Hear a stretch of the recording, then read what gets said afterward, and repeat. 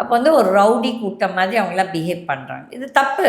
சரி, இப்போ எனக்கே அந்த மாதிரி ஃபாலோவர்ஸ் இருந்தால் நம்ம கண்டிக்கணும். பட் வந்துட்டு அது விஜய் கண்டிக்கிறாரோ இல்லையோ எனக்கு தெரியல. பட் ஏதோ இது வராரு, பேசுகிறாரு, கொஞ்சம் ஜெயலலிதா பாணியில் வந்து போடுவீங்களா, கேட்குறீங்களா, சொல்கிறீங்களான்னு சொல்லிட்டு இதெல்லாம் காப்பி கேட் வேலை பண்ணுறாங்க. அவனுக்கு இதாக தனக்கு என்ன நியூவாக எதனா பண்ணுறதா கிடையாது. ஓகே, விஜய் இன்னும் கூட ஒரு putting political, I won't call him a leader. இன்னும் வேணால் அந்த கூட்டத்துக்கெல்லாம் he can be a leader. என்னை பொறுத்தவரை இந்த மாதிரி ஆட்கள் நான் வந்து ஒரு லீடராகவே எடுத்துக்கவும் மாட்டேன், ஏற்றுக்கவும் மாட்டேன். ஏன்னா ஃபஸ்ட் வந்து ஒரு லீடருக்கு ஆஸ் ஐ சே, நான் எப்போவும் சொல்கிற மாதிரி அவங்களுக்கு செல்ஃப் டிசிப்ளின் இருக்கணும், ஒரு பிரின்சிபல் இருக்கணும்.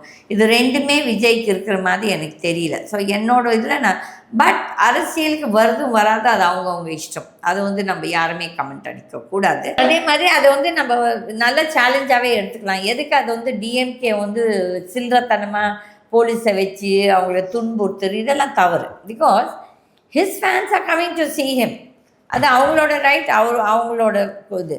இது வந்து டிஎம்கே வந்து இது ஜெலஸாக அது வந்து நீங்கள் வந்து பணம் கொடுத்துட்டு இந்த கூட்டம்லாம் முக்கால்வாசி அரசியல் கட்சிகளுக்கும் பணம் கொடுத்து தான் கூட்டம் சேருது. இப்போ விஜய்க்கு வருது வந்து நார்மலாக வருது கூட்டம் சொல்கிறேன், டெஃபினட்டாக வருவாங்க. ஏன்னா சினிமாக்காரங்களை பார்க்கறதுக்கு ஒன்றும் நம்ம வந்து பெருசாக பணம் செலவு பண்ணணும் தேவையில்லை. இது வந்து இயல்பாகவே நடக்குது.